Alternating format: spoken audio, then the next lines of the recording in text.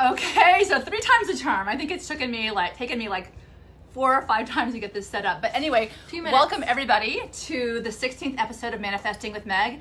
And tonight I have Karuna Devi, also known as Cristina McGarvie, here, who is a exceptional hairstylist and colorist, and I certainly benefit from her. So I'd like to welcome you tonight to my Manifesting Meg. And tonight we're talking about everything to do with love and falling in love with your life again. So as we prepare for our big S.H.I.N.E event this next Sunday, we wanted to get online. Yes, I know. We're very excited about it. We've been preparing at least for 3 to 4 months now, getting ready for this event to make it really special for everyone and elevate the feeling of love in the world, because I think we all need it, the vibration of energy of love. So this week is the last week of February, which is the month of love and the magical guide to bliss.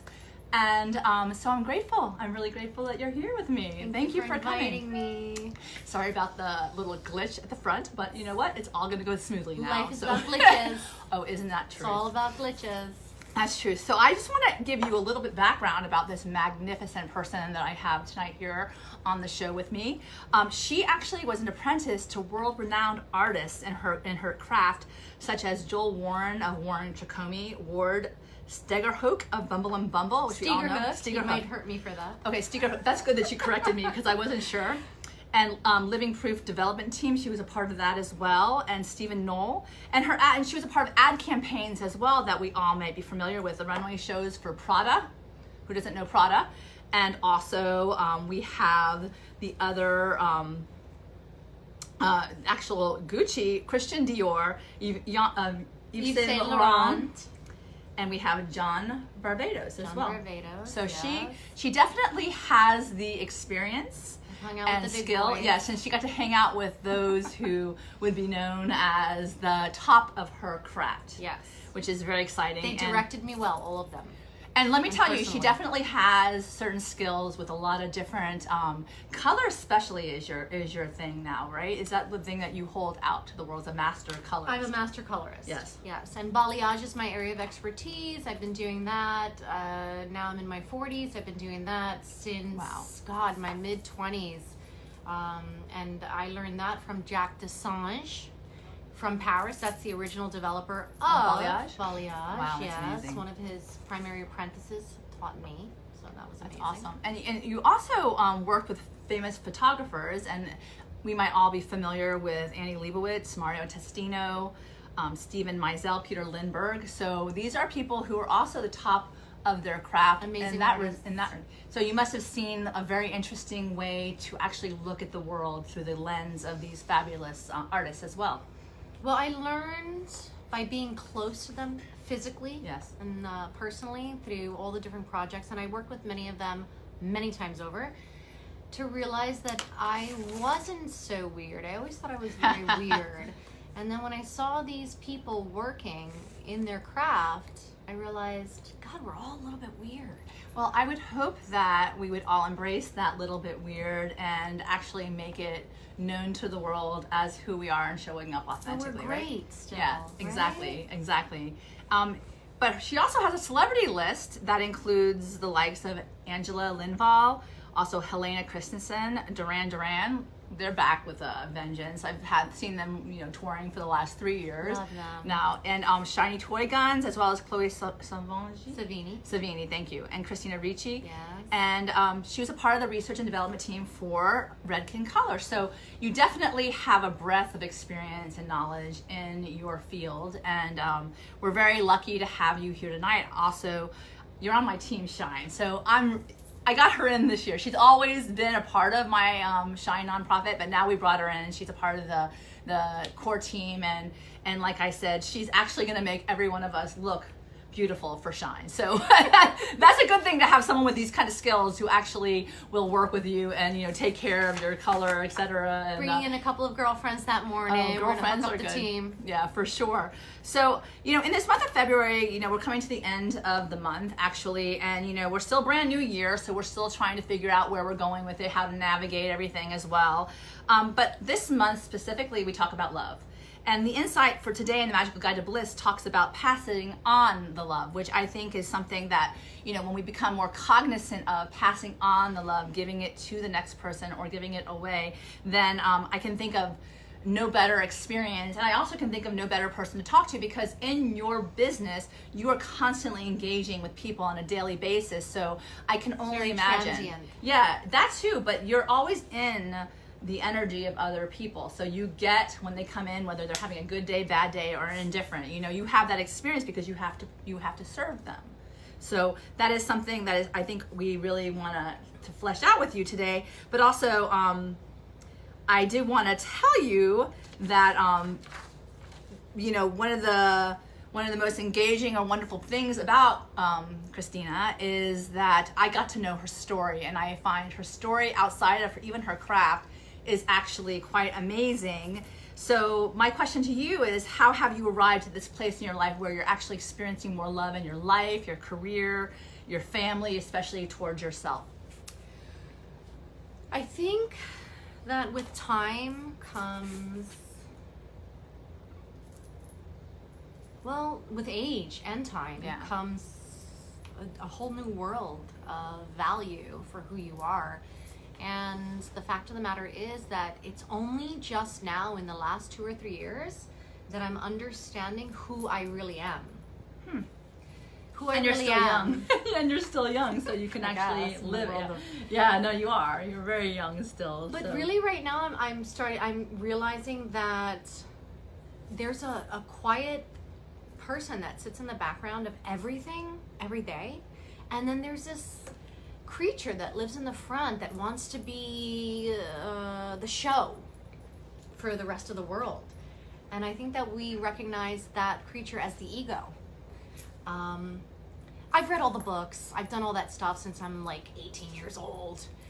But wow, when you really take a seat back and you understand that there's this quiet creature that lives within all of us that just watches everything and chooses to engage or not to engage. And then there's this rock star that hangs out in the front creating all this drama, activity.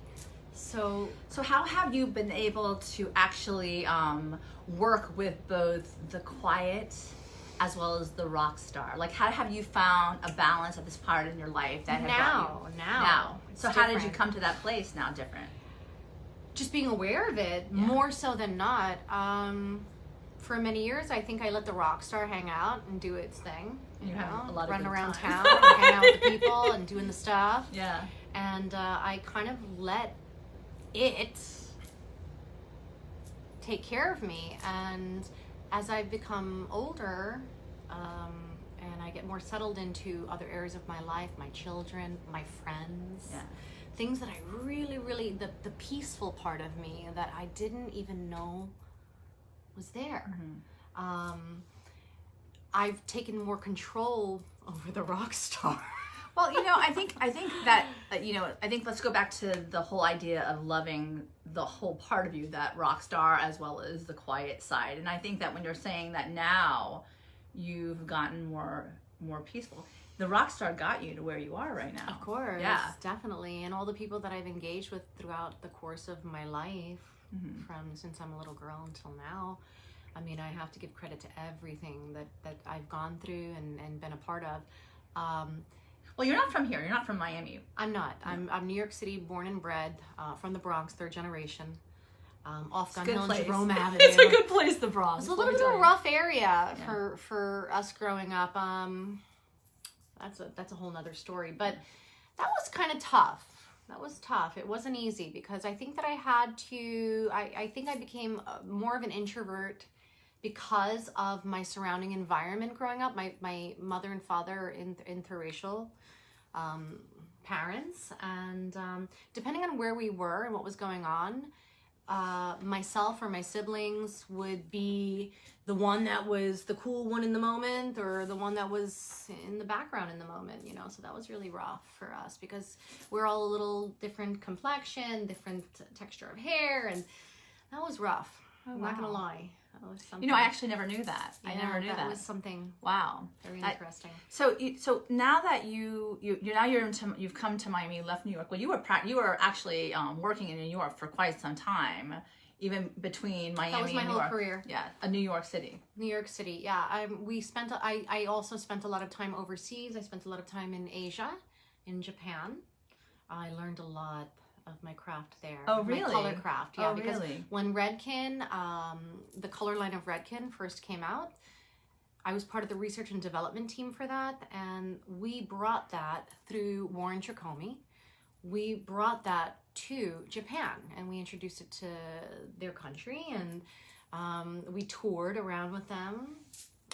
Well, you know, I think, you know, being open to different cultures, certainly you must have been, if you traveled to Japan to learn something and, you know, explore and you know, expand your horizons with regards to, you know, falling in love with the craft that you were following your passion at that point, right?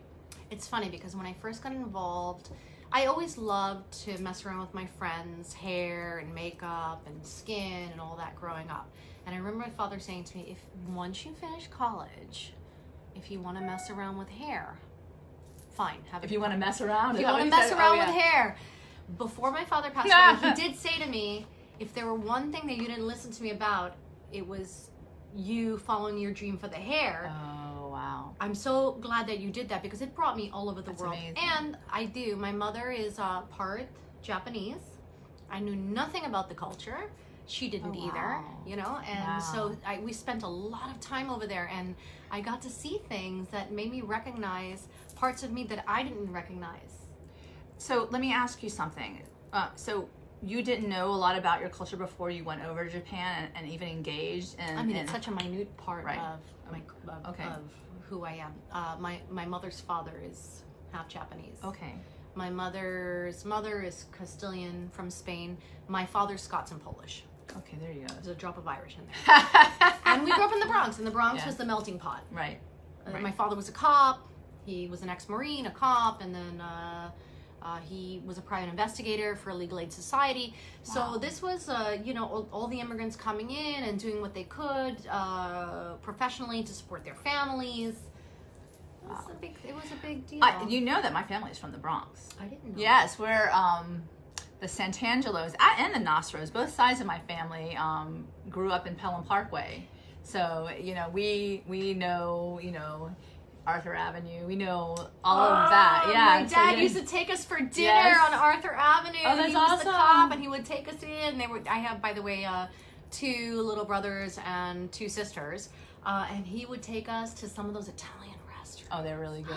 Oh yeah, let me tell you. He would go in, and they would just treat him like a king. Oh, that's know? awesome. Nice. Oh, they had a lot of deference for people who, you know, risk their life to protect the community. Yeah, that's amazing. Yeah. Your dad was probably a very amazing revered. man. I think he was very revered amongst his friends. Yeah, it's like a profession, you know. Yes. And you know, the interesting thing is what you were talking about is that he was happy that you didn't listen to him with regard to not following the thing that you were passionate about. I think that even in my family, I had similar experience. You know, I used to love designing dresses. I used to love engaging in the creative side of my life, and at the end of the day, you know, I went and I became a lawyer, you know, and then now I'm going back to my creative roots. So later on in life, which, you know, it's interesting, just to follow up on what you're saying, you followed it from the get-go, but it's never really too late.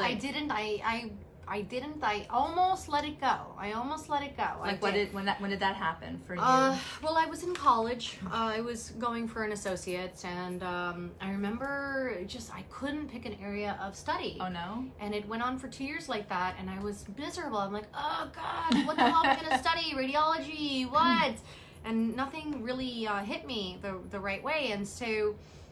I remember I was waiting on tables close to the college that I was going to, and it was a very high-end restaurant, and so expensive, this place. And I worked there like 2 or 3 days a week, and I made great money for being 18 years old. And every Thursday, this really strange crowd of people would come in and hang out. And every week, I always had like a different hair color or something. Oh! I would take my paycheck and run to the beauty person. They didn't know that you were like these people used to come in and stare at me, and I thought, oh my God, these people are so weird. Finally, two girls cornered me in the bathroom and they said, hey, listen, my boss wants to talk to you. Maybe you can run the desk. He owns the most exclusive shop in the area, Great Neck, New York. Yeah. And I said, what are you talking about? Nobody's going to pay me more than I make on these tables, you know, for a couple nights a week. And this guy was like, just come, meet me tomorrow. And he did. He made me a great offer. I was 18 years old, and he was paying me $600 a week to manage the desk. And I'm 43, so you can imagine that was big money back then, you know? Wow. So being there, hanging around those people, I said, this is what I want to do. I knew this already. My father was fighting me on it. And I went for it. And I will say, my father told me, when I thought of hair, I thought of my mother getting a perm at the dining room table by the next door neighbor. God, that was awesome. Yeah. How different that is that and Yves Saint Laurent, right? I mean, it's totally different worlds. So it was very different. And so when it all happened, I remember I put, I bought a little shop downtown on the Lower East Side, and I put on the wall the Yankee Stadium. Oh. Yes, why? I did. Why? Because that's what we did. That was our fun. We would grab tickets to go to see the game. Oh, really? So you're into baseball too? That's awesome. Of course, because that's what they used to do on Sundays. Yeah. My dad and his brothers and. Isn't the Bronx though the Mets? No? Well, no, maybe not. I might be wrong. Yeah. You know, the Mets is there's like a little. There's an argument there. Yeah. Okay. But Yankee Stadium, put it up on the wall, and when he came in the first time and he saw it, we did a huge graffiti mural on there with the number 1 and 9 train. So he was like so happy. You know, I was happy. I am happy. You know? Well, you generally are a very happy person, and certainly one of the things I do love about you is that you have incredible energy, and I think that is something that you actually give to other people. When they do, you know, come see you. And it's very interesting. The quote for today with Magical Guide to Bliss is something that I really love. It's 1 Corinthians, and it says, and now these 3 remain, faith, hope, and love, but the greatest of these is love. So, you know, I read that at my wedding, and I you know, remember with those big moments in life, always coming back to, you know, we need our faith, right, in ourselves and in God and divine, how you ever call it. The divine, I think. And not to lose our hope. But also, when you come down to it, the greatest of these is love. Those big moments that we remember, the highs and the lows, are always around the concept of love. So when I say that to you, what are your thoughts when it comes to that, even looking back on your past, your present, your future, how that impacts you and how you move your life and motivate your life through that concept that you find yourself grounded in an idea of a place of love? I'm going to tell you something. Growing up, I think watching my parents bickering, they bickered and they bickered. Oh, yeah? And I think that they spent a lot of time bickering and not accepting their place or just the energy, the natural energy around them. And I think that I picked that up. How so? Like how? I picked it up and I went with it, and I put myself for so many years in a place of always trying to satisfy the other person, whether it was at work or personally. So a people pleaser. That was a what people you were, pleaser. okay. I turned into this people pleaser, and as I hit my late 30s, I said, "What the heck is going on here?" And then I started to recognize so much my mother, my father. Then I lost my father, and I lost my 2 uncles, my father's brothers, and before that, it all happened very quickly. I lost my grandparents on my father's side. I lost my favorite uncle on my father's side, all within a few years of moving away from them. Right before my teen years, and then I lost my dad, and gosh, I realized a lot of myself in my father's behavior, my mother's behavior, my 2 uncles' behaviors, my grandparents' behaviors, and I said, what the hell is going on right now? Where's my life? Yeah. Who am I? Yeah. And then I realized love. Love is the only thing that ever pushed me through any of these things. It took me through all of these things. Faith. Absolutely, for sure. I have so much faith in the higher power, whatever it is, for whoever you are, whatever religion you are.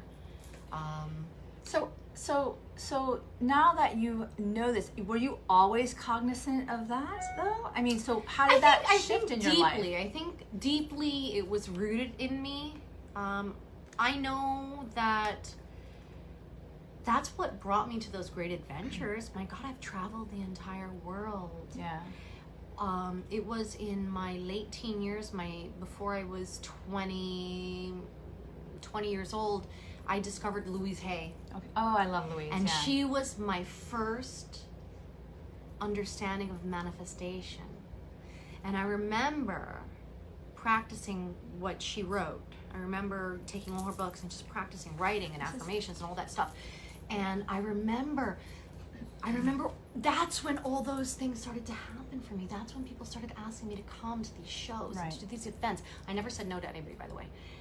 I was always the yes man. And I think that when my friends couldn't do a job, they would throw it to me. And for us back then, we were young. We didn't really realize it wasn't a big deal for us. It was a paycheck. Yeah. These were not big artists at the time, and these guys got huge. Yeah. No, I want to go to Louise Hay, and I want to talk about the intentional and how you got intention and how you started moving your life accordingly once you started to become more aware and mindful, like you're talking about right now, which I think is so important. And then you happened to me. I happened to you. I exploded on the scene, right? No. What happened? Well, I think you were already there. I lost track of all that because I got so involved with then all this big, what was big, huge, like really she stuff. And I think I got lost again. I got lost. And I'm an introvert. I'm not a very social person. Which is why I'm so grateful that you're here on this today, breaking through your very quiet, weird, strange person. Only at work am I think I'm spectacular. Interesting, because you do come out of your shell at work, so you're not as introverted, obviously. I'm very confident at work. Wow, that's but amazing. Outside of work, I'm the most shy, strange creature. Amazing. And I lost track of all that because being involved with all that. Wildness, that the fun, different kind of life, the eccentricity, really took me over for quite a few years. And then I had my kids. I got lost, and then somewhere in all of that, I met you. Because it's been quite some time now. I was going to say we've known each other 10 for years. A long time now. It's just over 10 years. Yeah, it's about 11 years. And I remember meeting you, and you kind of just shared with me. You always felt very comfortable for me, and we spoke about things, and I started to come back down off the cloud. I remember moving from New York City to Miami. Yeah. It's a different world. For work and everything. Because now I had kids, and now I wasn't traveling anymore. I was usually on the plane like 2 or 3 times a month. I was going to a different city, a different country, something like that was going on. And all of a sudden, I was with my second child coming, and I said, I can't do this anymore. I have to be home. I have to be a mom. This is what I want. I want to be a mom. Right. Then I started to meet other people. I met you. I said, well, it was hard for me to come down here and to come from that level of pay to down here. to this level of pay and being a mom. Yeah. You know, but because you had Taya already, and then when you moved down here, you had your son. Had Luke. Wow. Within like couple of months. Life-changing, right? Life-changing. Life-changing when you have your kids. Really traumatic. Yeah. You know, the people. Some people go into it like angels on clouds. No, I've always wanted to do this. And you're just like me. I'm like boom, boom, boom. I hit the wall every single time. I went like, fighting nail and tooth. I fought everybody on that. Yeah. It was really hard for me. I think I tortured everybody around me for quite a few years. Oh yeah. Oh, and all these years later, now here I am.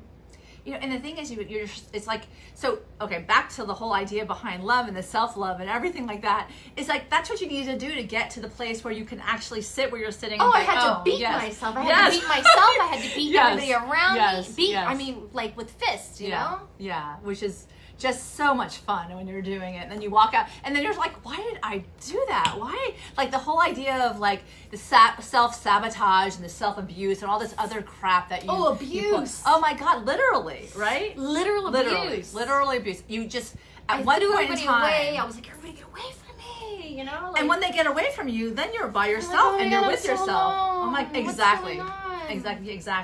So going to the next, it's interesting how this segues really well into the next point that I wanted to make, is that sometimes, when you are in the world and doing your thing and people see you and they're like, oh, she's so confident, or she's got it all, and, and then you go back into your room. I always say back into the closet. That you're like so tortured. Yeah. You're so internally tortured. Yeah. And everybody that's looking at you are going, what's wrong with you? She's amazing. No, she's amazing. Look, her life is so together. Yes. Oh, yeah. She's always like looking fabulous. Yeah. She's always doing something fabulous. And inside, I was just like falling apart. I was crumbling. Meanwhile, right? Crumbling. Yeah. And it's interesting that I keep saying this, and it's so important, to stay in that hole or that closet or that, whatever, cave you find yourself in when it's not the place you want to stay. And who do you reach to in those moments? Now you've thrown everybody away. Yeah. But the people that you thought were your closest friends, they actually stopped communicating with you because you're no longer available 24 hours a day, 7 days a week because you have kids. Right? So that's a whole different story. Oh, that's another, because you're in one world and then you want to be in the other world. All of a sudden you step out of one world and you're in another world, and then you're looking at posts and you're listening to conversations amongst other people, and you're like, I have a friend who always says, my life, that's my life. Yeah. They're all still in my life, and I have a friend who always says, your own life. Don't compare your insides to other people's outsides, because that'll screw you every single time. Literally screw you every single time. So, going back to the whole idea jealousy. of, I was jealous when they were going the bachelorette party and the whatever they're going. Meanwhile, we're going to Vegas, in your room. And I have one baby in my belly, and the other one running around sticking her finger in the light socket. And the other thing that you can certainly sabotage yourself is like, why am I not doing this as well as I thought I was going to do this, like everyone else? Yeah, I thought I was the perfect parent. Yes. I had the books. Yes. Oh, we have our children to tell us that we're not the perfect parents. Oh, yeah, my daughter will tell you. We can try our best, but the bottom line is, at one point in time, you have to eschew everybody's naysaying of you, or whatever you think that they're saying negative, or even if they're not, they're like holding you on this pinnacle or this mountain, and you're just like, look, I'm here and I'm doing my best with what I know now. So maybe I know better tomorrow, and that's basically what happens. That's what life is about. When you wake up to the 40s, I think anybody out there could attest to this as well, is that you kind of say, I got what I got, my tools in the shed, and you know what? I'm doing the best with what I have. So now I venture out to learn more at the same time, risk who knows what, because we're all vulnerable at our inside, for real. Like, all everyone's worried. This is why I'm here. I told my daughter tonight, because she was asking me, she said, well, Mommy, okay, what's going to happen over there? And I said, listen. What's going to happen? I said, if I can express to one other person that it's okay to be falling apart inside and to look like you're not falling apart on the outside. Yeah. And you're not alone.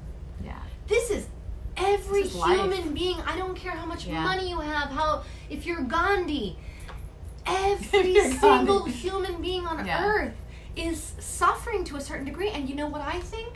I think that suffering is a big part of love. Well, and creation. It's interesting that you say that, because I think that the lessons lie in both sides of the coin, like literally. But the most important personal growth I've ever gotten has unfortunately come from the suffering, because you have to make a determination at that point whether or not you're going to move forward, you're going to stay still and fall apart. Yes, for sure. So let's go back to what I was trying to say with regard to that desperation for love. So what do you do, literally, because you're present in work and you're doing your thing, when you feel like that, but yet you have to show up in the world? Like, what is something loving that you do for yourself so that you I wear charms. Okay. Now, what does that mean? So you just, as a reminder, a symbol, or it's a reminder for me. Okay, I tattoos as well. But well, that's always a reminder too. The fact of the matter is, I wear charms. I keep my jewelry. What is it? My jewelry chest very small. So what I have, I don't go out and buy like a million things from wherever you buy them from. I don't know what that is. These cheapy jewelry stores. Yeah. Whatever I have from somebody special, something special. So I know that when I go in the morning, if I'm feeling a certain way, I know I'm going to wear this one's earrings or that one's bracelet, like an aunt or an uncle. Maybe my grandma's watch. Does it make you feel like you're supported then? Yes, I do, because if I look down at my hand and I see, oh, that's my aunt right there, and she went through this, or this is a girlfriend of mine who went through that. So that's something small, like a token that will very take you small, back to something presence. Very small, yes. Also, what I do is I have a few people on speed dial. That's a very good Not thing. gonna lie, and what I do is it depends on how I'm feeling, and you don't want to bombard your friends with nonsense, right? But there are a few people that can do the same thing for me. If I call them once and it rings and it goes to voicemail. If I call twice, they're definitely gonna pick up, and the same thing for me. Yeah. If they call once and they don't call back, I know it's not that horrible. Yeah. I have time to get back to it. But if it rings twice, you pick it that's our symbol. You gotta pick it up. Doesn't matter what you're doing. Excuse me, I have to go to the restroom. Yeah. Those, I have like a handful of people that second ring, you gotta pick it up. second time you call me, like that. gotta pick it up. That's good. It's because, a rule that we have. That's very good. I like that. And I have some friends since I'm like 11 years old. That's a rule. Well, interestingly enough, I had, when my mother was alive, I called her every single morning, and it was my thing to get my day going. And when my best friends and my other shine beauty in my life, Karen Todd, she promised me at the end of the day, and after the funeral was over, and I had to come back into life again, and literally I wasn't really there. She's very strong. Yeah, she said to me, I'm going to show up for you, and I'm going to call you in the morning to maybe not replace my mother, but to step in. So like what you're saying with regard to your friends, I mean, like things that'll take you back from the darkness into light again. From the darkness. Family and light from your friends, and that second call. Like, I love that. First call, you don't have to pick up. The second one, Second call, pick up it's the an phone. emergencia. Yeah, emergencia. So I think that's amazing. So you have your and jewels. they know who they are. Yeah, they do know who they are in the house. So and also I do pay attention for the angels in my life, and I love how you say that you wear your jewelry to remind you of those angels in your life that continue to walk with you in your life, so that you remember that you're still not alone, even though maybe you feel that way. You brought me at out of times. darkness. Well, I'm so grateful because I had started to spiral out of control, and that's what S.H.I.N.E did for me as well. Oh wow! Because remember, before S.H.I.N.E didn't even exist. S.H.I.N.E didn't. Your book didn't even. Your first book didn't even exist. When I met you, that's true. That's true. Actually, I remember because Karen and I came into the salon, and Karen was with somebody else, and I was with you, and I was like, oh, this girl's super interesting. I have to get to know her. You were fascinating. I had just fallen out of my New York world. Oh, that's amazing. Yeah, you did, because you were still going back and forth, but you were more. I just went into that here. company. Yes, that's right. That's right. So going back to S.H.I.N.E, and I'm going to take this opportunity because, like I said, we do have our big S.H.I.N.E event on Sunday, and Christina and Karen and my other S.H.I.N.E team, Ghislaine Nostroza, Lisa Rosen, and Tina Ashley, all of us, and then we also have our advisory, Jessica Casada and Allison Ortiz. So I just want to say that we have come together from a place of love to offer the community. Only a place of love. So we're trying to offer the community an opportunity to raise the vibration of their own lives, because perhaps a lot of people may think it's pretty dark out there, and we want to shift you back to a faith that there's something more, there's more potential, a hope, inspiration of hope that, maybe if you're with a bunch of people who are there to seek something better than themselves. Something's going on in your world that you're feeling a little, you're feeling some darkness, maybe the people that you're hanging out with regularly, you need to move into a new area of humanity. I'm going to tell you something right now. And I think that a lot of people might get confused. It's not a professional networking event. It's mostly a spiritual event. Of course, we do share our professional interests. We do. It's like so tiny. But even on that point, Christina, I want to mention this. We are professionals. There's nothing wrong with it. But we are spiritual. And the bottom line in the end of the day is that you can't, but you can't be bipolar. You can't show up in one place as one thing and another place as another. You have to feed your soul at the same time you serve others, which I think a lot of professionals are in the service mode. We do one or the other. Yes, and they forget to feed their soul. So this is a great opportunity. I did that for years, and I wanted to say that. When you asked me about love, you know what happened for so many years? I wasn't loving myself.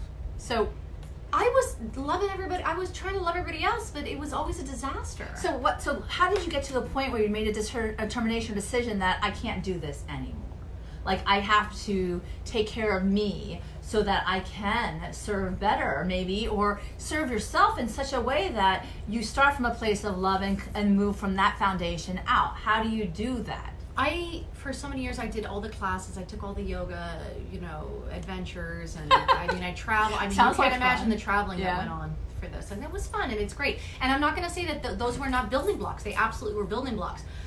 What brought me back down to earth was my first vision board with you. Ah, the vision board. I love it. See, my vision board parties were actually before I did any of the writing and the S.H.I.N.E, anything. So vision boards for me were very impactful. So I'm so happy to hear that was something that my first vision board. It's funny because we just moved into a beautiful home, and she was asking me about love.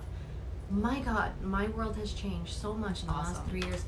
I was unpacking and I pulled out my first vision board, and I realized that every single thing on my board came true. That's amazing. And it was in like a closet, and I said, holy moly, you're not paying attention. Look at how amazing everything is right now in your life.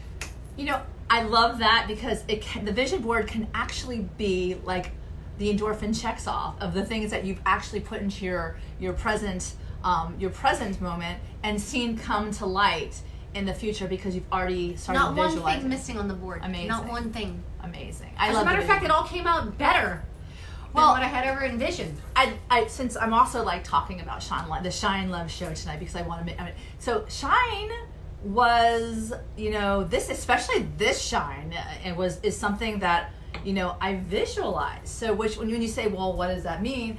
I pretty much dreamt this up, and I couldn't imagine better team members to bring it to life. So everyone in our team has a certain talent and skill that they're bringing to the table that I don't have. So certainly when we are together, we do rise. And because we all have come together to promote this event for all of you, it's going to be incredibly innocent, it's like pure.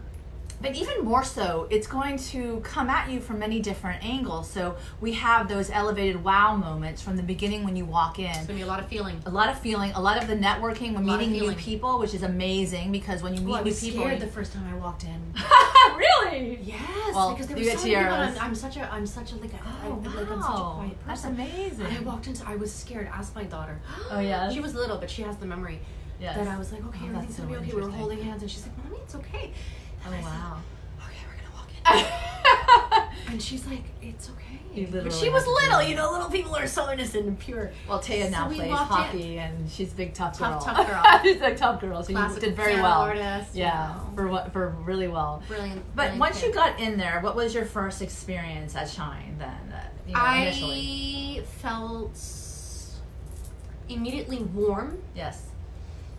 Embraced. People, if I was trying to not make eye contact. Oh, really? It freaks me out to make eye contact. So I was trying not to make eye contact. So anybody that said hello to me would take my hand, maybe two hands, and give me a good look in the eye, like it's okay. It's going to be okay. I think that they sensed my vulnerability. Oh, wow, that's awesome. I didn't know that. You didn't tell me this, so this is good. You don't for know me. this. I don't know this. This is but always I remember good. I learn something that I didn't want to leave. My daughter was like, "We gotta go. It's time to go," and I'm like, "I'm not ready to go." Awesome.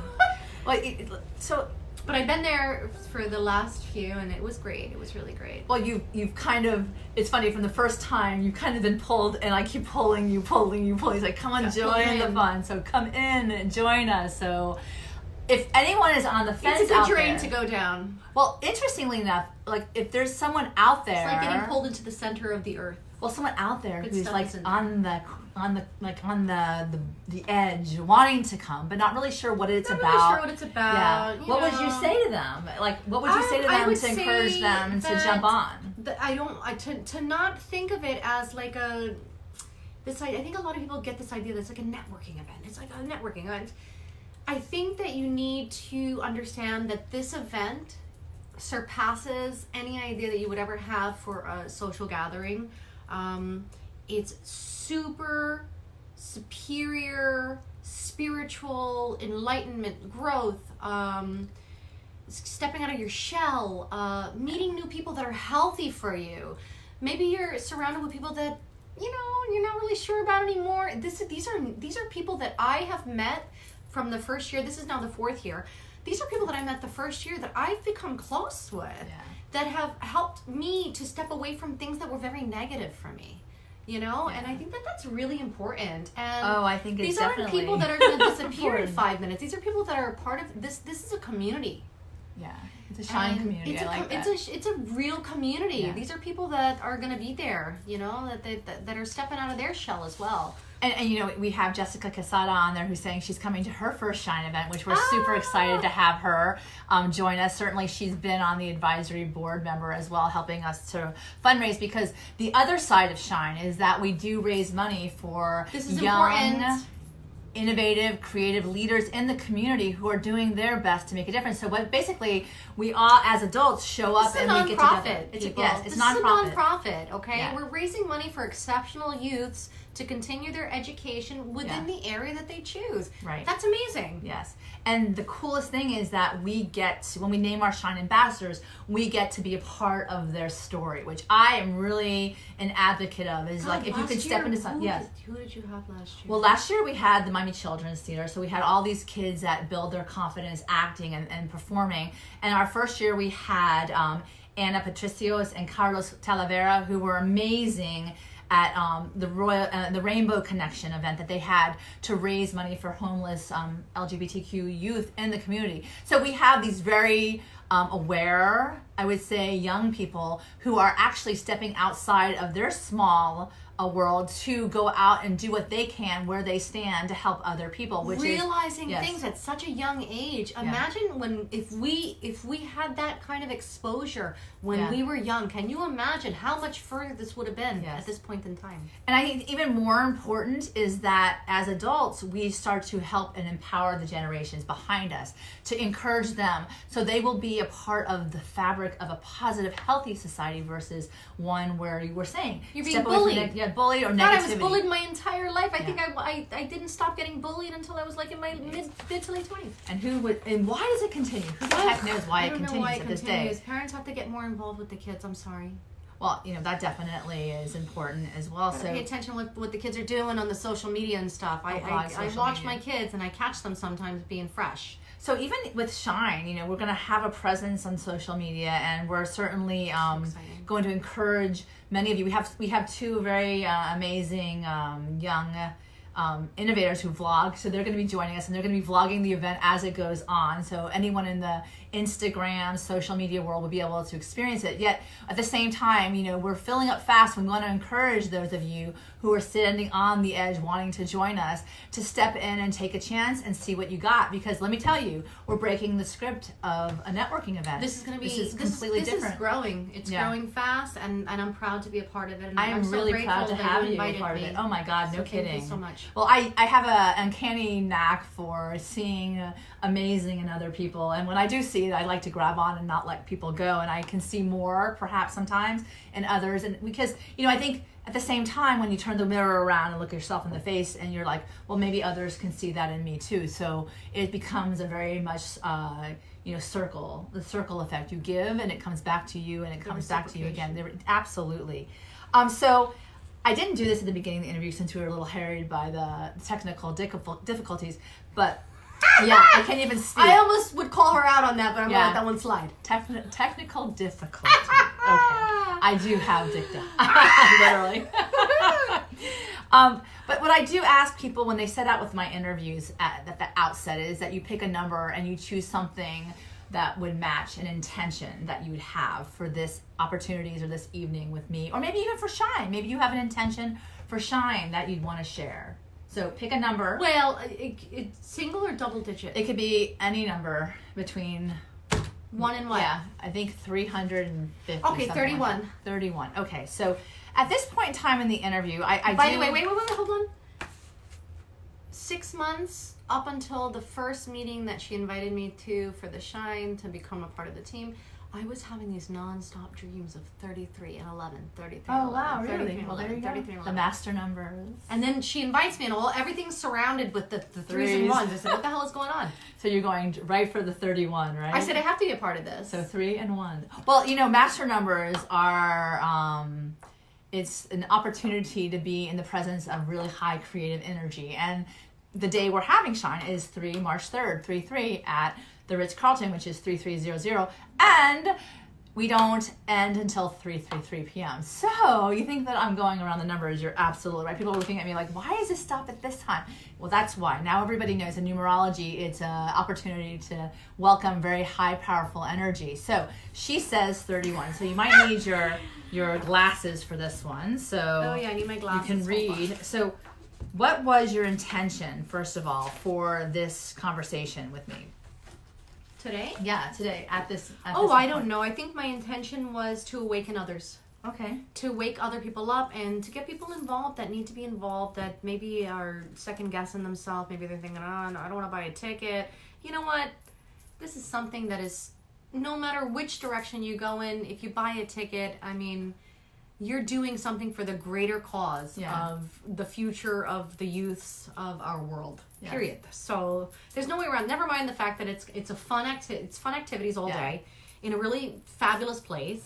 Oh my God, the really Ritz. Cool people. And it's beautiful. You get to dress up too. You get to dress up. Okay, so I don't want to give any secrets away because my daughter says I can't keep a secret for my life. But I'm not going to tell you what. But when you walk in, the elevated moments that we have started you off with that continue throughout the day are just going to be something that you're going to take home and like, oh my God, what just happened? I love it every day. Yeah. Every year that I go, I love it.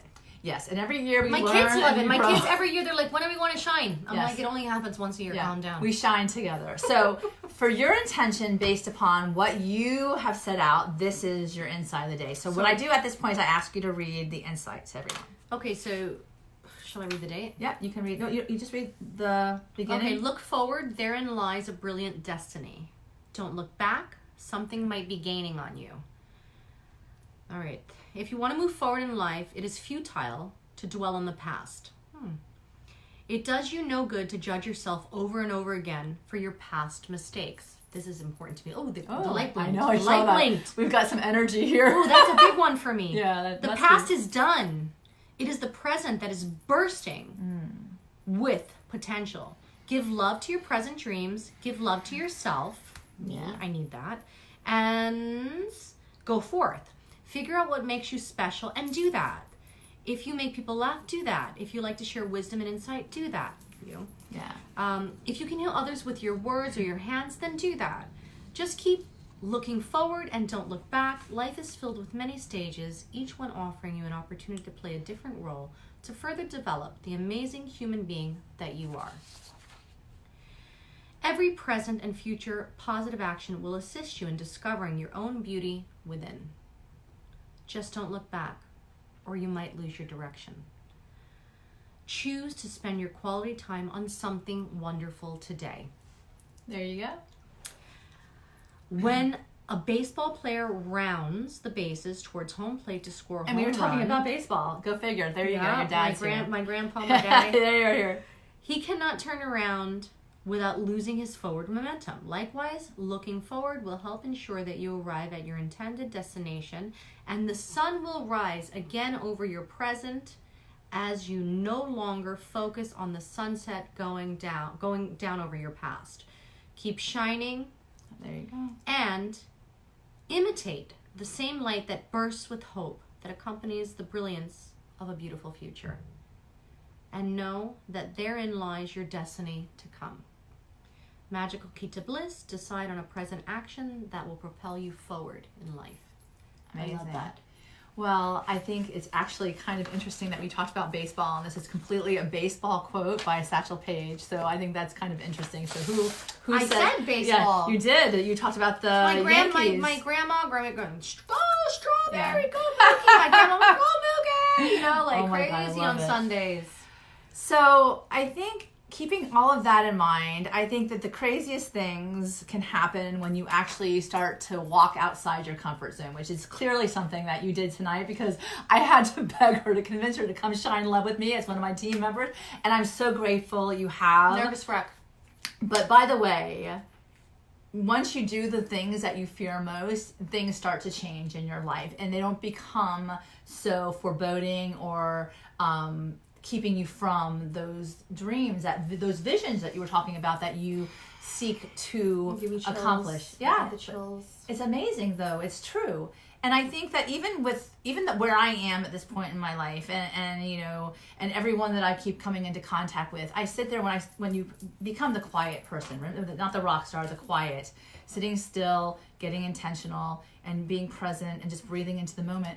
I always then get excited for that something wonderful that might show up. So my intention matches yours as well for S.H.I.N.E, is that that each person who does show up, and I know everyone who's supposed to be there is going to be there. I have full confidence that the 200 people that show up for this event are going to get something that they really, really need to catapult their life into a better place. Over and over, not just once, over and over again. For sure. And I have, or I wouldn't be doing this like a crazy person every single time, because planning events is really something tremendous. I enjoy, but I never saw it from the back. It's a very interesting experience. This year I saw it from the back, and I was like, wow, Different this world. is a tremendous feat for a nonprofit. I mean, these people work hard. Well, you're one of these people. I am. You're one of these people I am. Now. But these people work really hard for helping others.